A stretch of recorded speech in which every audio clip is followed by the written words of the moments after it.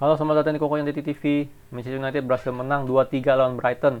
Sebuah game yang sangat dramatis sekali ya, karena dua gol terakhir itu diciptakan di menit 95 dan 97 ya. Kita udah unggul 1-2 sampai menit 90, lalu menit 95 Brighton berhasil menyamakan kedudukan jadi 2-2.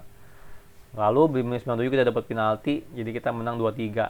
Tapi ini benar-benar game yang sangat beruntung sekali buat Manchester United, karena Cengli-nya sih harusnya kita kalah gitu loh ya kan, karena berkali-kali Brighton tuh nembak kena tiang ya. Tapi ada satu problem yang terbesar yang Manchester United alami ya, itu dari Sevilla kemarin sampai sekarang, yaitu kita problem banget, kita nggak bisa defense melawan wing play ya. Wing play-nya ini bukan wing play yang di crossing ke tengah kotak penalti, tapi ke sisi jauh kotak penalti. Itu kita selalu problem, karena berkali-kali nih Brighton melakukan wing play seperti itu, dia crossing jauh, itu nomor 20 sama si Trossard yang terima bola itu nggak ada yang dijaga sama sekali ya. Aaron Bissaka selalu telat untuk cover. Saya nggak bilang Aaron Bissaka mainnya jelek karena itu, tapi ini ada sebuah taktis yang salah gitu, taktis defense yang nggak bagus dari Ole ya. Itu harus dibenahi, benar-benar harus dibenahi. Jadi lupain, jangan ngomong soal kita datengin Jadon Sancho atau datengin siapa lah, center back atau siapa, itu nggak penting gitu loh. Karena dalam kali ini adalah bukan kesalahan Lindelof atau siapapun juga ya ini, karena ini kesalahan dari taktis bertahan ya.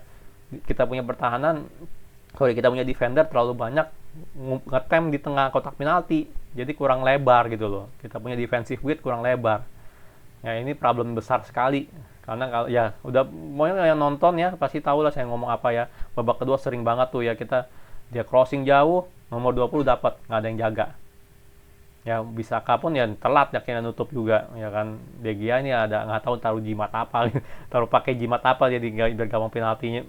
Gawang kita tuh kena tiang mulu gitu ya. Jadi jujur oleh tolong diperhatikan banget ya, ini kalau enggak nih kita bisa kebobolan lagi nih minggu depan atau minggu depannya. Itu kalau main Brighton kelasnya kelas dunia ya, atau Harry Kane siapa yang terima bola itu ya, atau Son atau siapa, itu kita udah pasti kalah jauh, udah dibantai nih dari tadi gitu loh ya. Kita lihat statistik dulu ya, bisa bisa kita lihat di statistik pun ya. Lihat tuh shotnya Brighton 18, on target 5, kita 7-3 ya kan. 7 shot 3 on target, possession pun kalah jauh. Jadi udah saya bilang ya, kita bukan tim yang lebih bagus bermain kali ini. Brighton jauh lebih bagus, cuma kita menang materi pemain ya. Kalau materi pemain kita jelek atau sama kayak Brighton, udah pasti dibantai kita tadi ya. Jadi ini benar-benar bukan pertandingan yang pantas kita menangin ya, bukan pantas kita menangin, cuman ya namanya bola bundar, kita tetap menang ya kan. Bahkan kalau saya bisa bilang,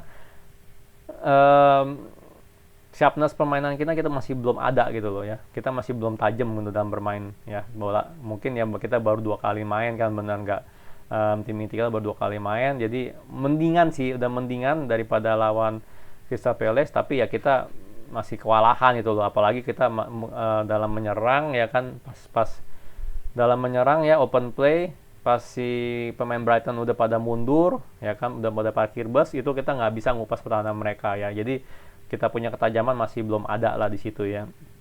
Kita beberapa gol kita itu berhasil dari pas kita mau counter attack sih, jujur aja sih kan, pas mereka nggak lagi parkir bus, itu kita bisa cari celah gitu, karena pemain kita juga pada cepet-cepet semua kan pace-nya. Jadi itu saya bilang kita punya performa kurang bagus ya, dan match sharpness juga belum kelihatan. Ya beruntung aja lah kita bener-bener beruntung kita bisa menang ya. Kalau dari segi performa pemain-pemain kita, Martial pemain kurang bagus ya. Jujur kalau saya bilang banyak yang kurang bagus kita mainnya kalau ini ya, secara keseluruhan ya.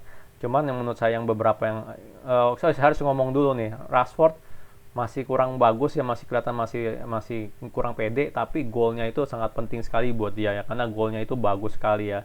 Dari umpan cantik dari Bruno Fernandes diterima oleh dia masuk ke kotak penalti, dia gocek dulu tuh baru dia tembak ya. Jadi itu benar-benar buat kelas sekali ya. Ketenangannya dia ada, dan semoga itu membawa kepercayaan diri buat Rashford ya. Jadi nextnya mungkin di next game dia lebih percaya diri untuk ngelewatin orang, lebih gocekin orang ya. Nah selain itu kalau saya bilang yang lumayan bagus, Matic menurut saya pemainnya lumayan bagus ya, bukan kurang bagus, lumayan bagus. Karena biasanya dia kalau dalam menyerang, pergerakan bola jadi lambat ya kalau dia pegangnya, tapi kali ini dia lumayan mau bawa bola move the ball forward gitu ya, lebih bisa gitu loh kali ini ya. Luke Shaw jelas menurut saya dia lumayan bagus mainnya ya, karena dia beberapa kali maju itu bener-bener apa ya, kan Rashford nih lagi kurang efektif nih, cuman dia maju tuh lebih efektif di sebelah kiri gitu memang Rashford tuh menurut saya sih ya. Jadi Luke Shaw, Matic tuh menurut saya lumayan mainnya berdua. Paling itu sih ya. Bruno Fernandes jelas ya dia lumayan ya bagus lah, cuman ya masih belum tajam banget lah dia punya umpan-umpannya ya. Jadi ya nggak banyak yang bisa dibilang sih dari pertandingan ini, karena menurut saya pemain-pemainnya tuh nggak ada yang banyak menonjol banget itu loh ya, kecuali Matic, Luke Shaw sama De Gea udah pasti ya. De Gea ini ya menurut saya sih dia man of the match-nya lah, udah harusnya ya, dia udah pasti man of the match-nya lah, bukan yang lain ya, bukan Bruno yang ini penalti, bukan Luke Shaw atau siapa, tapi De Gea adalah man of the match-nya ya. Jadi untuk apa, secara kesimpulan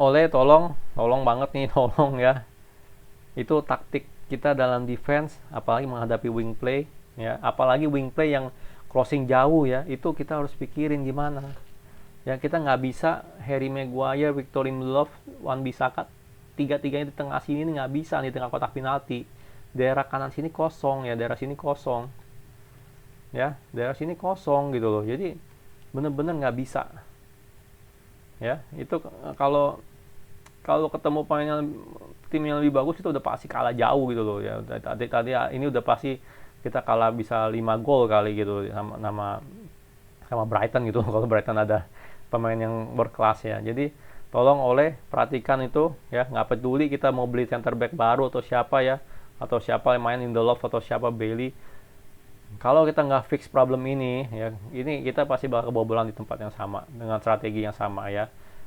Wing play, crossing jauh, kelar kita ya. Itu tolong diperhatikan Oleh. Oke, sekian analisa dari saya. Thank you for watching.